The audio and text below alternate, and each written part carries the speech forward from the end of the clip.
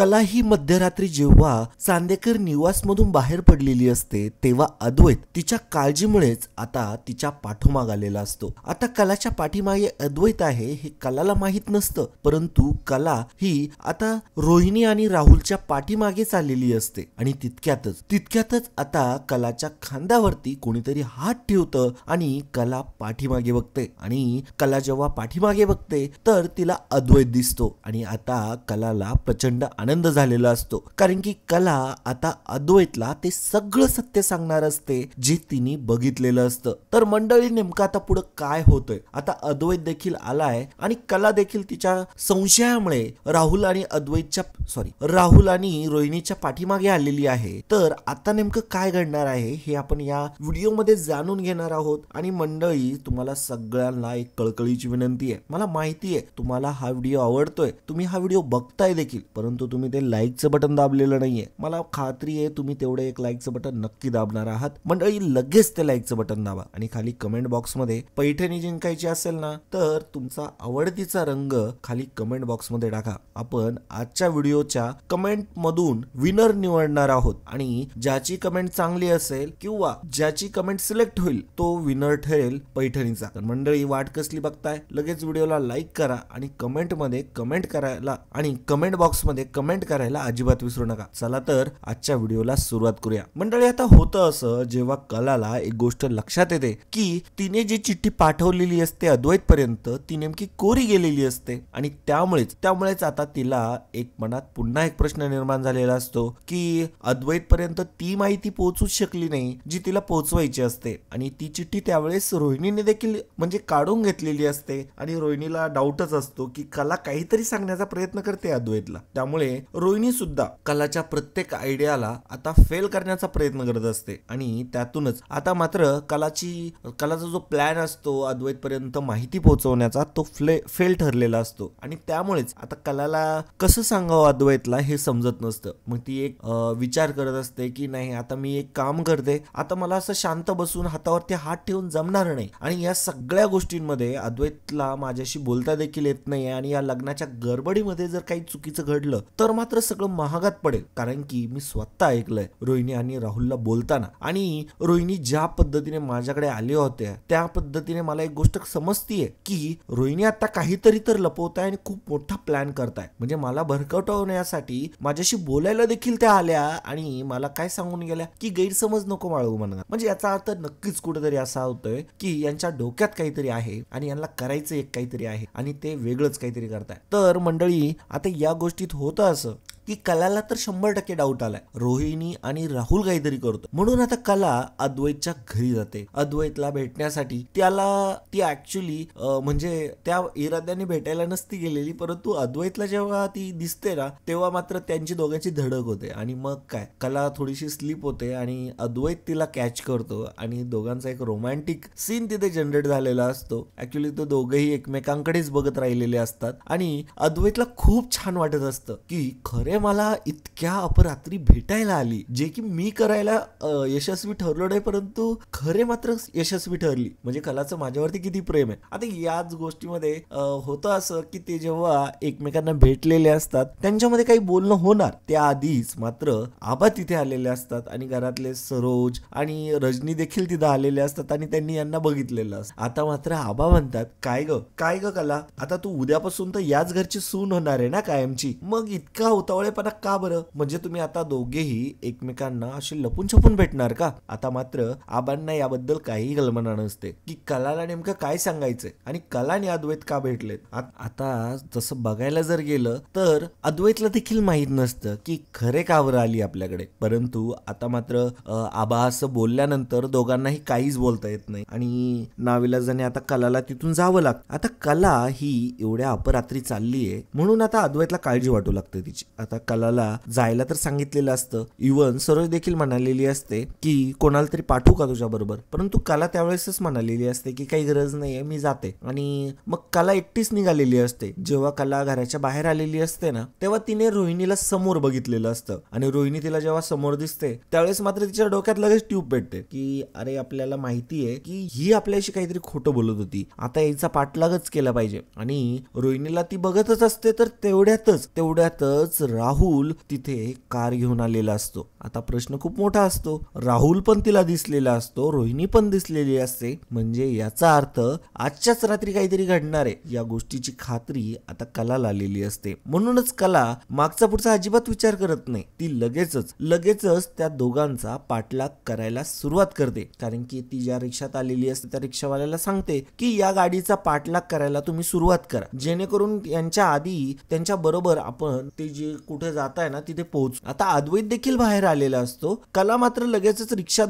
बसून पुढे निघालेली असते. अद्वैत जेव्हा गुपचूपपणे, आता तो इकडे सगळ्यांच्या नजरा लपवत आलेला असतो. ऍक्च्युली घरामध्ये जेव्हा तो असतो ना तेव्हा आबा, सरोज आणि रजनी मात्र तिथेच बसलेले असतात आणि ते बोलत असतात. अद्वैत त्यांना सारखं म्हणत असतो की आता चला ना, सगळे झोपून घ्या बरं, उद्या परत आपल्याला सगळ्या कामांची तयारी करायची की नाही. आता तो सगळ्यांना असं सांगतो आणि सगळ्यांना वाटतं की हा बरोबर बोलतोय, आणि असं म्हणूनच सगळेजण आता झोपायला गेलेले असतात. परंतु अद्वैतचा प्लॅन वेगळा असतो. अद्वैतला आता काही करून खरेसोबत बोलायचं असतं, कारण की खरे इथपर्यंत आलीये म्हटल्यावरती आपलं तर इतकं कर्तव्य बनतं की आपण खरेपर्यंत जावं असं त्याला वाटत असतं. आणि तो मग लगेचच त्यांना मार्गी लावतो आणि लगेचच बाहेर येतो. तर तो जेव्हा दरवाजात आलेला असतो तेव्हा मात्र कला घाई कुठेतरी निघालीये असं त्याला दिसतं. त्याला वाटतं की एवढ्या अपरात्री कोणाच्या तरी रिक्षामध्ये ती चाललीये, तर तिला सेफ्टी म्हणून तिच्या सोबत राहावं असं म्हणूनच तो लगेचच गाडी काढतो आणि त्या रिक्षाच्या पाठीमागं तो गाडी धरतो. आता त्याला एक गोष्ट लक्षात येते, कला ही एकदमच जास्त घाबरलेली वगैरे आणि ती कोणाच्या तरी गाडीच्या पाठीमागे पाठलाग करायला लावते त्या ड्रायव्हरला. ही गोष्ट त्याने बाजूने बघितलेली असते. कलाचं लक्ष बाजूच्या गाडीवरती नसतं, बाजूच्या गाडीमध्ये तर अद्वैत असतो, परंतु तिचं लक्ष फक्त समोरच्या गाडीवरती असतं. अद्वैतच्या लक्षात येतं गाडीचा नंबर तर आपलाच दिसतोय, म्हणजे आपल्या घरातली गाडी आहे ही. आणि अद्वैतला गोष्ट ही लक्षात आलेली असते की समोरच्या गाडीचा जी काही पाठलाग करते कला, ती गाडी दुसरी तिसरी कोणाची नसून ती आपल्याच घरची गाडी आहे. आणि ही गोष्ट आता अद्वैतला चांगली कळालेली असते मित्रांनो. आणि अद्वैत सुद्धा आता म्हणजे एका वेगळ्याच टेन्शन मध्ये आलेला असतो की कला नेमकं करते काय इतक्या रात्री आणि कोणाच्या गाडीच्या पाठीमागे चालले, कोण आहे गाडीमध्ये, असा प्रश्न आता अद्वैतला पडलेला असतो. आणि अद्वैत मग काही विचार करत नाही आणि कलाच्या पाठीमागे तो जायला निघतो. तर कला ही आता समोर चाललेली असते आणि कला आता त्या गाडीच्या पाठलाग करत करत करत करत आता ते एका ठिकाणी थांबलेले असतात. तर कला देखील गाडी थोडीशी पाठीमागे थांबवायला लावते. अद्वैत देखील तिच्या पाठोमागच गाडी थोडीशी उभी करतो. काही वेळानंतर ती गाडी पुढे चालायला लागते. तर मग अद्वैत देखील आता कला देखील पुढे चालल्यामुळे लगेचच अद्वैत देखील त्या गाडीचा पाठलाग करू लागतो. आणि असं करत करत ते आता त्या ठिकाणी पोहोचलेले असतात जिथे आता रोहिणी आणि राहुल थांबलेले असतात. त्या ठिकाणी जेव्हा ते थांबतात त्यावेळेस मात्र कला लगेचच रिक्षावाल्याला म्हणते की तुम्ही वेट करा दादा, मी 5 मिनिटात आले. आणि असं म्हणतच आता कला तिथून उतरते आणि एका नव्या अपार्टमेंटच्या दिशेने ती चालायला लागते. आता अद्वैतला समजत नसतं की खरं नेमकं इकडे कुठे चालली. तेव्हा अद्वैत देखील उतरतो आणि कलाच्या पाठीमागे येऊ लागतो. कलाला माहित नसतं तोपर्यंत की अद्वैत आपल्या पाठीमागे आलेला. आणि आता कला बघते तर काय समोर रोहिणी आणि राहुल. आता अद्वैतचं लक्ष त्या दोघांवरती गेलेलं नसतं आणि ही गोष्ट फक्त रोहिणीने बघितली, ही गोष्ट फक्त कलाने बघितलेली असते की रोहिणी आणि राहुल या अपार्टमेंट मध्ये गेले. कला तिथे जाण्याचा प्रयत्न करते, परंतु आता तिथला जो सिक्युरिटी गार्ड असतो तो कलाला थांबवतो आणि म्हणतो की ओ मॅडम तुम्ही कुठे चालला तिकडं. तेव्हा कला म्हणते की मला पण वरती जायचं. त्यावेळेस मात्र तो सिक्युरिटी गार्ड म्हणतो की जे लोक इथे राहतात ना आम्ही त्यांनाच वरती पाठवतो बघतो, तुम्ही कोणी पाहुणे आहे का कोणाचे. तेव्हा मात्र कला म्हणते की नाही मला जायचं होतं. तेव्हा तो सिक्युरिटी गार्ड म्हणतो की हे बघा यांचा फ्लॅट आहे म्हणून ते वरती गेलेत, आम्ही कोणालाही आतमध्ये सोडू शकत नाही, तुम्ही त्यांचे पाहुणे वगैरे आहेत का, त्यांना कॉल करू का मी. तेव्हा कला म्हणते की नाही. आणि असं म्हणतच असताना कला आता पाठीमागे येऊन विचार करू लागते.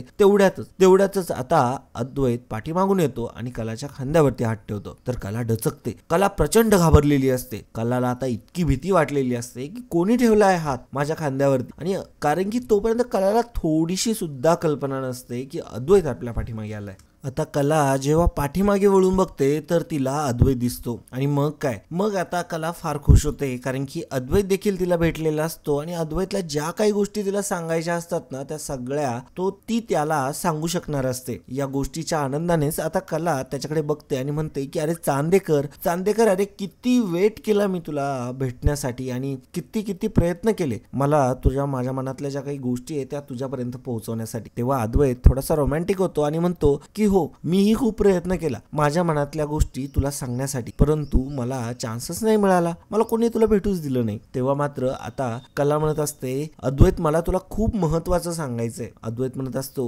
की हो, मला पण तुला खूप महत्वाचं सांगायचंय. एक काम करूयात का, आपण माझ्या कारमध्ये बसून बोलूयात का? असं म्हणल्यावरती आता कला म्हणते की ठीक आहे, मी त्या रिक्षावाल्या अंकलला जायला सांगते, कारण की ते बिचारे वेट करताय, त्यांचे पैसे पण द्यायचे राहिले. तेव्हा अद्वैत म्हणतो की नाही नाही, खरे तू थांब, मी देतो. आणि मग अद्वैत आता त्या रिक्षावाल्या अंकल पाशी जातो आणि त्यांना विचारतो की सर तुमचे किती पैसे झाले? तेव्हा ते अंकल म्हणतात की माझे काहीतरी 100 रुपये झाले. असं सांगत आता अद्वैत लगेचच त्यांना ते पैसे देऊन टाकतो, वरतून थोडेसे जास्त पण पैसे देतो आणि त्या अंकलला जायला सांगतो. तर आता ते अंकल तिथून निघून जातात आणि आता मात्र कला आणि अद्वैत दोघेच राहतात. तेव्हा मात्र कला म्हणते की अद्वैत तू गाडीमध्ये बस आणि गाडी जरा बाजूला घे, आपण जरा इथे थांबूया. त्यावेळेस मात्र अद्वैत म्हणतो की का बरं ग, इथं कोण आहे? आणि खरे मला एक गोष्ट खरी सांग बरं, आता मला दुसरा प्रश्न विचारायचा, तू इथं का बरं आलीये आणि इतकी रात्र झाली, अपरात्र झाली, आणि तू असं इतक्या मध्यरात्री या ठिकाणी कशाला आलीये? तेव्हा मात्र कला म्हणत असते की चांदेकर, मी तुला सगळं सांगते, फक्त थोडासा धीर धर, सगळं काही मी तुला आता सांगणार आहे, नेमकं काय घडलंय, का बरं मी इथं आली. आणि आता मात्र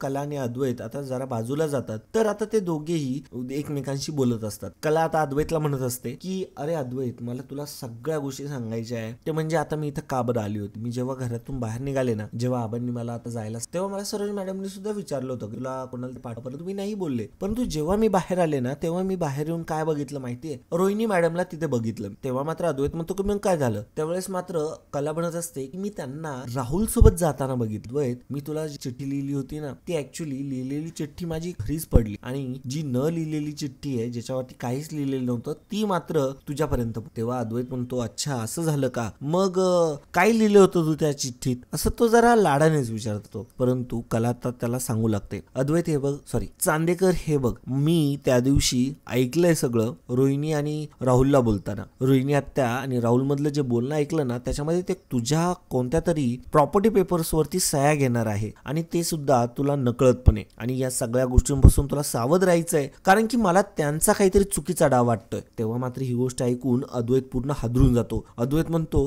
खरे काय बोलतीये तू हे, अगं तुझा काहीतरी गैरसमज झालास. त्यावेळेस मात्र कला आता सगळा घडलेला प्रकार सांगू लागते. कला म्हणत असते की रोहिणी मॅडम माझ्याकडे आल्या होत्या माझी समजूत काढण्यासाठी, मला म्हणे तुझा काही गैरसमज वगैरे झाला असेल वगैरे वगैरे, असं त्या माझ्याशी बोलत होत्या, आणि त्यातच माझा डाऊट पक्का झाला. परंतु चांदेकर, तू जरा आता या गोष्टींना सिरियसली घे, आणि आता आपण कुठं आलोय माहितीये, हे घर कुणाचं माहितीये तुला, याबद्दल काही आयडिया आहे तुला, हा फ्लॅट कुणाचा आहे? त्यावेळेस मात्र अद्वैत म्हणतो की आपल्याला काय माहिती कुणाचं आहे, ही अपार्टमेंट तर नवी दिसते मला, आणि याच्यामध्ये आपलं कोणी ओळखीचं पण नाहीये, कोणी पाहुणे पण नाही आपले. त्यावेळेस मात्र कला आता जे काही सांगते ते ऐकून मात्र अद्वैत पूर्ण हादरून जातो. म्हणजे आपल्यापासून एवढ्या सगळ्या गोष्टी लपवल्या जात आहे, खरंच लपवल्या जात आहे. या सगळ्या गोष्टींचा आता त्याला मात्र खूप जास्त त्रास होऊ लागतो, कारण की आता कला म्हणते की हा फ्लॅट आहे राहुल फरताळेचा, कारण की हा फ्लॅट आहे राहुलचा. तेव्हा मात्र अद्वैत म्हणतो की काय बोलतेस खरे तू? त्यावेळेस मात्र आता कला लगेचच त्याला घेऊन जाते आणि त्या फ्लॅटचं जे काही ती बिल्डिंग असते त्याच्यावरती ते नाव देखील दाखवते. आणि कला म्हणत असते की मी आता रोहिणी मॅडम आणि राहुलला इथे येताना बघितलं, आणि मी त्यांच्याच गाडीचा पाठलाग करत होते. तेव्हा अद्वैत म्हणतो अच्छा, हा ती गाडी बघितली होती मी, मला वाटली होती लांबून, परंतु मला कन्फर्म नव्हतं ती आपल्याच घरातली गाडी आहे म्हणून. त्यावेळेसच मात्र आता कला म्हणते की अरे ती गाडी रोहिणी आणि राहुलची आहे, आणि ते इथे आलेत त्यांच्या फ्लॅटवर, आता त्यांचा इथं काहीतरी प्लॅन चालू आहे, सगळे सिक्रेट्स इथेच दडले. त्यावेळेस मात्र अद्वैत म्हणतो की इथे सिक्रेट्स? त्यावेळेस मात्र कला म्हणते की आपण जितकं समजतोय ना रोहिणी मॅडमला, त्यापेक्षा कितीतरी पटीने त्या पोहोचलेल्या आहे. असं म्हणताच आता मात्र अद्वैत म्हणतो की अगं काय बोलतेस खरे तू, तुला काही पटतंय का हे बोलताना? त्यावेळेस मात्र कला म्हणते की अरे चांदेकर, तुला समजत नाहीये, अरे मी सगळ्या गोष्टी जवळून बघितल्या, तुझा माझ्यावरती विश्वास नाहीये का? त्यावेळेस मात्र अद्वैत म्हणतो की अगं हो ना, खरे आहे ना विश्वास. तेव्हा मात्र आता अद्वैत आणि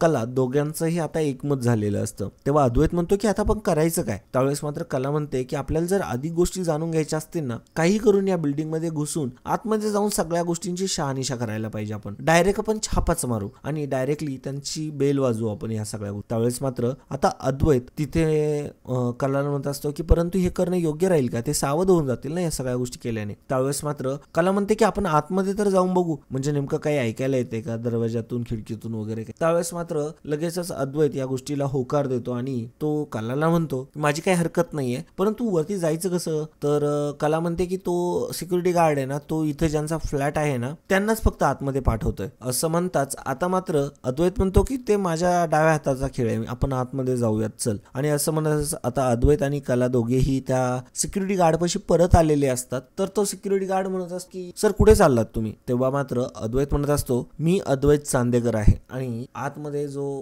राहुल आहे ना तो माझा चुलत भाऊ आहे आणि त्याचा आज बर्थडे आहे, त्याला आम्ही सरप्राईज द्यायला आलोय आणि म्हणूनच आम्ही आतमध्ये चाललोय. तेव्हा तुम्ही आता कॉपरेट कराल की त्यांना फोन कराल? त्यावेळेस मात्र तो सिक्युरिटी गार्ड म्हणतो की अच्छा अच्छा तुम्ही पाहुणे आहात. तेव्हा मात्र अद्वैत त्याला फोटो दाखवतो सगळ्या फॅमिलीचे. हे बघा म्हणे किती पण फोटो आहे, हे बघा आमचे फॅमिली मेंबर आहे आणि आज त्यांचा बर्थडे, त्याच्यासाठी आलोय आम्ही. आणि असं म्हणताच आता मात्र तो सिक्युरिटी गार्ड या दोघांनाही आता वरती पाठवतो आणि आता मात्र वरती गेल्यानंतर ते आता फ्लॅट बघू लागतात आणि त्यांना लक्षात येतं की हेच घर आहे जे राहुलचं आहे आणि ते तिथे येऊन आतमध्ये ऐकत असतात. रोहिणी आणि राहुलचं मोठमोठ्याने बोलणं चालू असतं. रोहिणी म्हणत असते की ती कला खरे आहे ना, तिचं आता काहीतरी गेम करायलाच पाहिजे. खूप मध्ये मध्ये येते, मी चिठ्ठी कशी बशी हातातून हिसकाडून घेतली आणि ती कोरी निघाली म्हणून बरं झालं, नाहीतर जर तिने काही लिहून पाठवलेलं जर असतं वगैरे तर किती मोठा प्रॉब्लेम झाला असता माहितीये का राहुल? राहुल म्हणत असतो की मी म्हंटलो होतो मामा, तुला वाटत होतं की तिच्या मनात काही डाऊट वगैरे नाहीये, तू तिला भेटून आलीये, मी तुला सांगत होतो ना की तिच्या डोक्यात नक्कीच काही ना काहीतरी गोष्टी शिजतच असतील म्हणून, तेव्हा मी तुला बोललो तर तू माझ्यावरती विश्वास ठेवला नाही. तेव्हा मात्र रोहिणी म्हणत असते की राहुल आता जाऊ दे रे, ते मला वाटलं त्यावेळेस, परंतु मला अजूनही आता डाऊट वाढलाय तिच्यावर. आणि आता डाऊट काय, मला आता इरादाच पक्का वाटतोय तिचा की नक्कीच तिला काही ना काहीतरी करायचंय आणि आपल्याला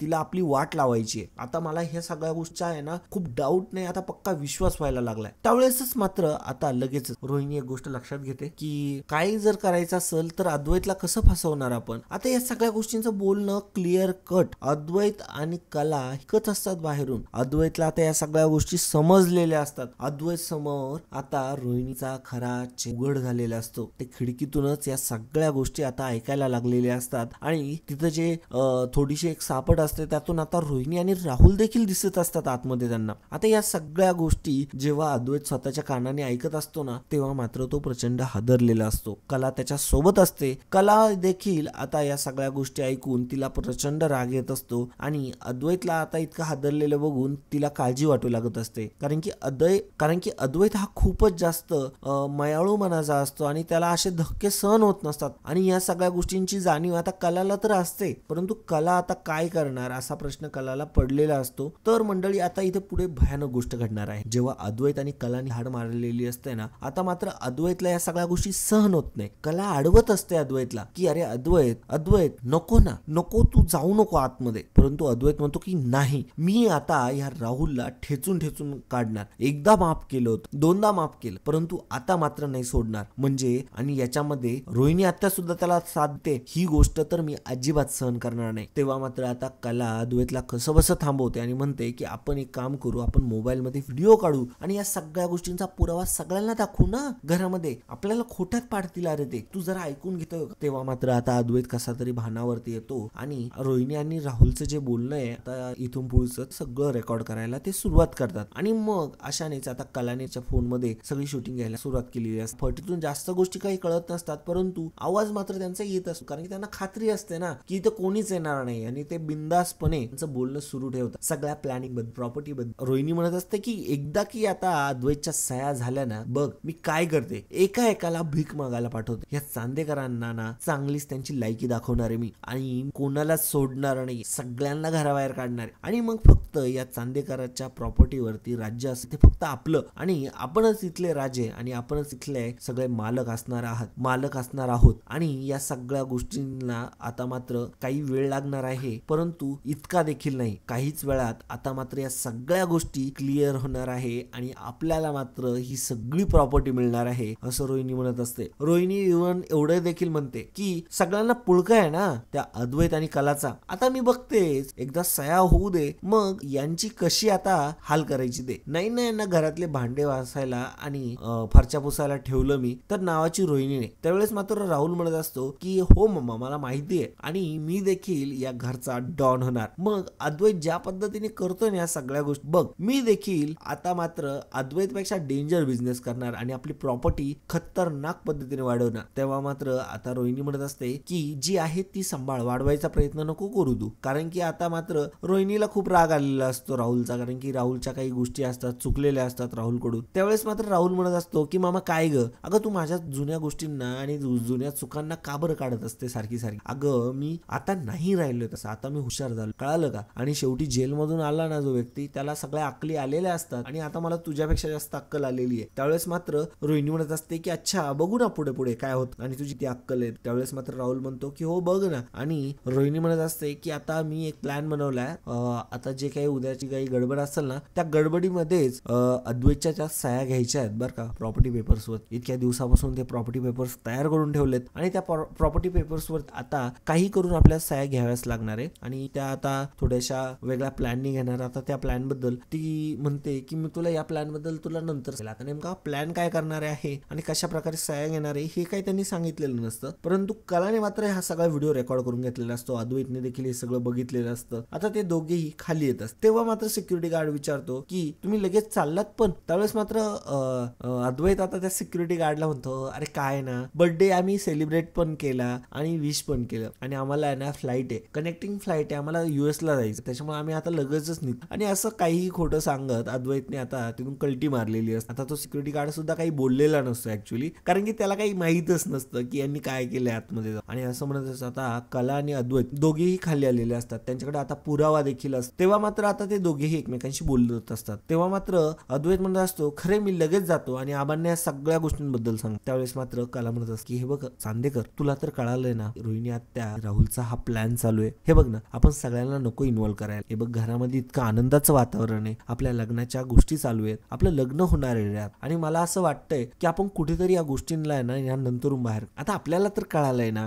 तू सेफ राहा, फक्त तू चुकून देखील तुझी सही कशावर देऊ नको आणि कोणतंही डॉक्युमेंट समोर आल्यानंतर ते 1000 वेळा चेक कर. तेव्हा मात्र अद्वैत म्हणत असतो की अगं खरे पण मला हे सहन नाही होते आणि मी हे मनात कसं काय दाबून ठेवू, मला नाही सहन होते, मी आबांना सांगणार आहे. तेव्हा मात्र कला पुन्हा त्याला समजावून सांगू लागते की बघ चांदेकर मला माहिती आहे या सगळ्या गोष्टी, रोहिणी मॅडमचं देखील आता मला खरं रूप कळालंय आणि राहुलचं देखील कळालंय, परंतु हे बघ आपण जर शांत बसलो ना अजून देखील इन डिटेल गोष्टी कळतील आपल्याला. म्हणजे रोहिणी मॅडम जर अशा आहेत तर त्या आतापर्यंत जर काही जे काही वागलेल्या आहेत ज्या कोणत्या गोष्टींपर्यंत त्या सगळ्या जर खोट्या असतील तर. तेव्हा अद्वैत म्हणतो की हा तुझ्या बोलण्याला सुद्धा अर्थ आहे, म्हणजे असू शकतं असं. म्हणूनच आता कला म्हणते की बघ मग माझं ऐक बरं, मी तुला सांगते ना तसंच कर मग. असं म्हणताच आता अद्वैत जास्त काही वेगळा विचार करत नाही आणि कला म्हणते त्या पद्धतीनेच आता ती विचार करायला लागते. आणि आता या सगळ्या गोष्टी सगळ्या ती आता समोर घेऊन येणारच असते कला. आणि अद्वैतला देखील आता या सगळ्या गोष्टी समजलेल्या असतात. तर अद्वैत म्हणतो की ठीक आहे खरं मी तुझं ऐकायला तयार आहे आणि मी आता काही बोलत नाही घरात, आपण आधी आपलं लग्न एन्जॉय करूया. तेव्हा मात्र अद्वैत म्हणत असतो की खरे मी तुला सोडायला येतो. तेव्हा कला म्हणते की नाही मी जाईल ना, मला भेटेल कोणती रिक्षा. त्यावेळेस मात्र अद्वैत म्हणतो की नाही मी तुला सोडवतो ना घरी. मग आता कला म्हणते की ठीक आहे. आणि असं म्हणतच आता अद्वैत तिला सोडवायला घरी आलेला असतो, खऱ्यांच्या घरी ते आलेले असतात. कला उतरते गाडीतून आणि कला आता म्हणते की हळूहळू जा हा चांदेकर आणि मला पोहोचल्यावरती कसं कळवशील. त्यावेळेस मात्र अद्वैत म्हणतो की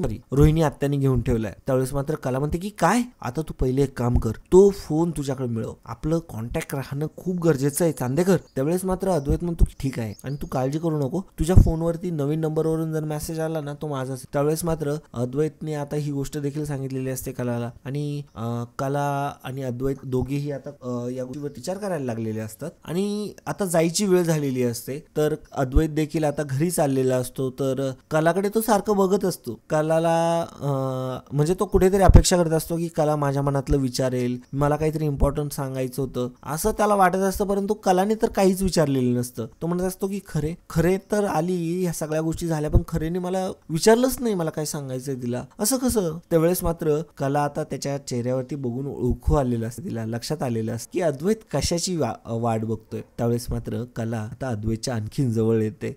ती आता त्याच्या जवळ येते आणि म्हणते की चांदोबा मला माहितीये तुला काहीतरी मला सांगायचंय, सांग ना. असं आता ती खूप लाडाने म्हणत असते. असं जेव्हा ती म्हणते ना त्यावेळेस मात्र अद्वैत सगळं विसरून जातो. म्हणजे अक्षरशः त्याच्या चेहऱ्यावरती इतका आनंद होतो, त्याला फक्त इतकंच ऐकायचं असतं कलाने कशी लाडाने बोलते आणि कला आता खूप जास्त लाडाने त्याच्याशी बोलत असते. तेव्हा मात्र आता अद्वैत पूर्ण भारावून जातो आणि अद्वैत चक्क आता कलाला म्हणतो की खरे मला तुला एक सांगायचंय, सांगू का. तेव्हा कला म्हणते की चांदेकर अरे बोल ना, मी ऐकायला तरसले रे, असं म्हणताच आता अद्वैत म्हणतो की आय लव्ह यू. आणि असं म्हणताच आता मात्र कला फार खुश होते आणि म्हणते की आय लव्ह यू टू. आणि असं म्हणतच आता मात्र पुन्हा एकदा कलाने आता अद्वैतला मिठी मारलेली असते डायरेक्टली. आता अद्वैतला फार छान वाटलेलं असतं, अद्वैतला परिपूर्ण फील होत असतं, सिक्युअर वाटत असतं. ज्या पद्धतीने मगाशी त्याला एकटं पडल्याचं वाटलेलं असतं ना, तेव्हा त्याच्या मनात आलेलं असतं मी एकटा पडलोय ना, माझ्या घरातले माझ्याच विरोधात कटकारस्थान रचायला लागले. परंतु कला जेव्हा त्याला हक करते ना, त्यावेळेस मात्र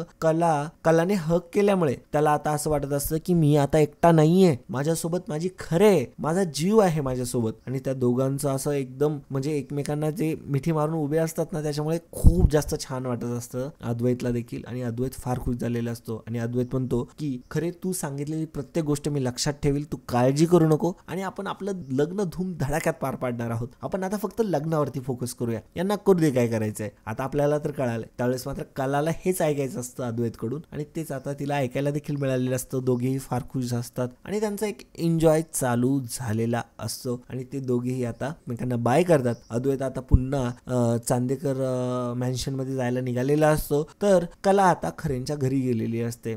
तर मंडळी आता जेव्हा कला घरात घुसणार असते तेव्हा सुद्धा एक राडा होणार असतो, तर तो जाणून घेऊया आता आपण पुढच्या ट्विस्ट मध्ये. तर मंडळी आजचा हा ट्विस्ट तुम्हाला कसा वाटला ते कमेंटद्वारे नक्की कळवा आणि चॅनलला अजूनही सबस्क्राईब केलं नसेल तर चॅनलला सबस्क्राईब करा. आणि मंडळी पैठणी स्पर्धा जिंकायची आहे ना, तर कमेंट बॉक्स मध्ये ते पैठणी हा शब्द किंवा तुमचा आवडतीचा रंग किंवा तो काहीही कमेंट करू शकता आणि त्याच्यातूनच आम्ही सिलेक्ट करणार आहोत लकी विनर्स. सोबतच व्हिडिओला लाईक करणं सुद्धा गरजेचं आहे, चॅनलला सबस्क्राईब. तर मंडळी इथेच थांबूया. जय हिंद, जय महाराष्ट्र, धन्यवाद.